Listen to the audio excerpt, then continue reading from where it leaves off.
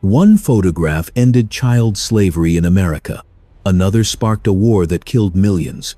A third sent a dictator to prison for genocide. But the photographer who saved thousands of children from starvation paid the ultimate price.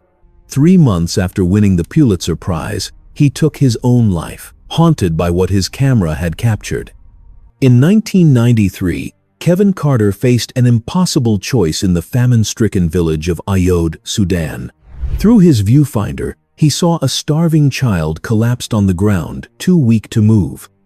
Behind the child, a vulture waited. Carter had seconds to decide: put down the camera and help one person, or document the horror and potentially save millions through international aid. He chose to photograph. The image shocked the world. It sparked the largest humanitarian relief effort in African history. Thousands of children received food and medicine because people saw that photograph. But Carter couldn't escape what he'd witnessed. The criticism came swift and brutal. Why photograph instead of helping? Why document instead of intervening? 3 months after receiving journalism's highest honor, Kevin Carter died by suicide. His note mentioned being haunted by vivid memories of killings and corpses and starving children. This is the story of photographs so cruel they were hidden from public view, so powerful they toppled governments, so disturbing they forced entire nations to change forever. Some photographers risked everything to capture these images. Others paid with their lives. But their cameras became weapons against injustice. Proof that bearing witness can transform the world.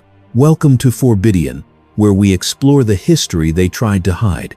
Lewis Hine understood the power of a photograph to change reality. In 1908, the sociologist turned photographer embarked on a dangerous mission across American factories.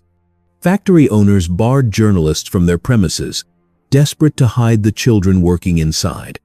Hine posed as a fire inspector, a Bible salesman, an industrial photographer. He smuggled his camera into textile mills, coal mines, and glass factories where children as young as 6 worked 12-hour shifts. In a North Carolina cotton mill, he photographed 10-year-old Addie Card standing barefoot beside machinery twice her height. Her small hands moved constantly, tying broken threads as massive spools whirred inches from her fingers. He descended into Pennsylvania coal mines, where breaker boys hunched over coal chutes for 10 hours daily, their fingers bleeding as they separated slate from coal. The images appeared in magazines and Congress. Within 15 years, Hine's camera work directly contributed to federal child labor laws. Hundreds of thousands of children escaped the mills and mines. One man with one camera transformed an entire generation. But if Hine's lens could end childhood slavery, what other cruelties might cameras expose? The answer would unfold through decades of images so disturbing that some sparked revolutions while others were banned entirely.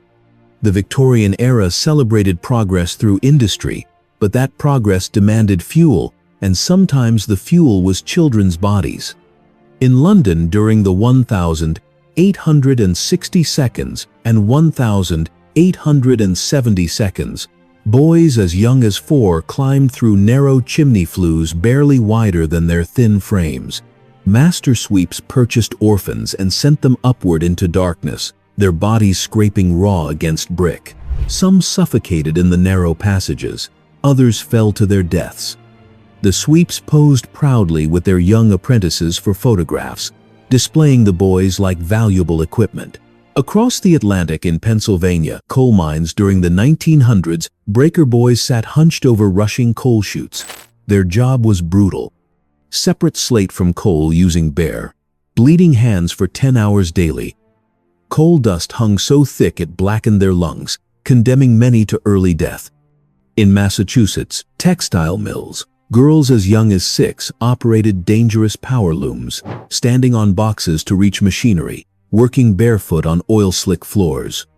Reform photographers documented these conditions, but factory owners defended the practices as necessary for progress. When industrial labor became too visible, authorities turned to different exploitation disguised as charity. Between 1,854 and 1,929, over 250,000 children rode orphan trains from eastern cities to the rural West.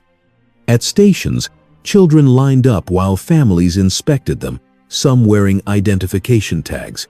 Many found loving homes. But many others faced unpaid labor. The line between rescue and trafficking blurred in practice. The photographs show children's uncertain faces, awaiting unknown fates. On the 25th of March, 1911, industrial attitudes produced catastrophe. Fire broke out at New York's Triangle Shirtwaist Factory. The building housed hundreds of workers, mostly young immigrant women.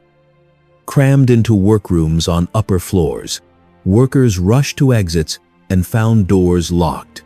Factory owners routinely locked doors to prevent unauthorized breaks. Women pounded desperately as smoke filled rooms. Some jumped from ninth-floor windows. Photographers captured bodies falling. 146 workers died in 18 minutes. The photographs shocked the nation, sparking outrage that led to 36 new workplace safety laws within 4 years. But quieter carnage happened daily. Workers lost limbs to machinery lacking safety guards. Medical photographers documented amputations and crushing injuries clinically. A man missing both arms. A woman's hand mangled beyond recognition. These images showed an industrial system prioritizing efficiency over human welfare. From bodies broken by machines, institutions claiming to provide care broke minds instead. In asylums during the 1,860 seconds through 1,940 seconds, restraint devices became standard equipment. The tranquilizing chair strapped patients into position for days or weeks. Administrators photographed these devices without shame, viewing physical restraint as therapeutic. In the 1,940 seconds, Dr. Walter Freeman began performing transorbital lobotomies, inserting a modified ice pick through the eye socket into the brain. He performed over 3,500 procedures in his lobotomobile. Before and after photographs showed agitated patients becoming docile, but also revealed the cost. Blank stares replaced animated expressions. Personality disappeared behind sedated compliance. While Freeman destroyed individual minds, another program systematically betrayed an entire community. In 1932, the U.S. Public Health Service launched a study in Tuskegee, Alabama, recruiting 399 African American men and telling them they would receive free health care. The men actually had syphilis. Researchers never intended to treat them, wanting to study the disease's progression when left untreated. Even after penicillin became available in 1947, the study continued for 25 more years. Researchers watched men go blind and die from an easily curable disease. Their deterioration was photographed clinically throughout. The study finally ended in 1972 when a whistleblower leaked information to the press. After the Civil War ended slavery, Southern states crafted a new system preserving its essence. Convict leasing emerged during the 1,880 seconds. States passed laws criminalizing minor infractions like vagrancy. They arrested African American men in massive numbers and leased these prisoners to plantations and mines. Convicts worked in chains, under armed guards, wore striped uniforms, broke rocks on roadsides. The system generated state revenue while providing businesses with effectively free labor. It was slavery by another name. Public executions also drew massive crowds during this era. Thousands gathered for hangings. Families brought children. Photographers sold execution images as postcards. Communities treated death as social bonding. Town squares featured permanent punishment infrastructure.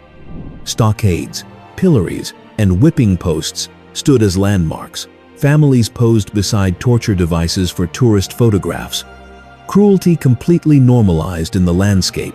These punished individuals, but what came next was systematic. Entire populations faced campaigns designed to prove they weren't fully human. Between 1889 and 1958, World's fairs featured human zoos. Indigenous peoples from Africa, Asia, and the Philippines were displayed in fabricated villages. Families were forced to live in enclosures, performing for millions of paying visitors. The 1904 Street Louis Exposition featured over 1,000 indigenous people. Brussels continued the practice shockingly into 1958. Photographers sold images as educational postcards. American circus sideshows during the 1,880 seconds through 1,940 seconds exhibited people with rare medical conditions under dehumanized stage names: the bearded lady, the giant. Promotional photographs exaggerated features.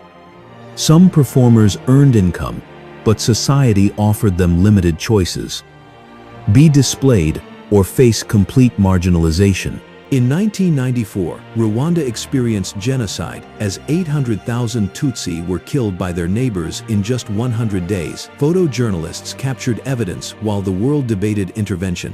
This documentation proved the systematic nature of the violence and later became crucial in tribunal convictions.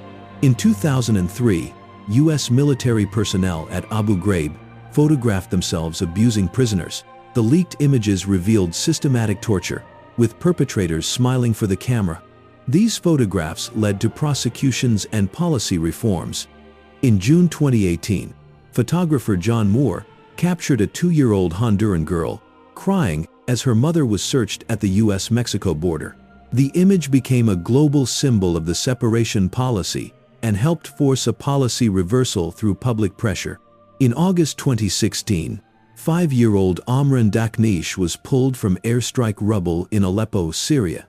Video of him sitting silently in an ambulance, covered in dust and blood, went viral and became the face of the civilian toll of war. Yet these photographs did something powerful. They ignited movements, challenged governments, and changed laws. After the Triangle Fire, photographs pushed governments to pass new workplace safety laws.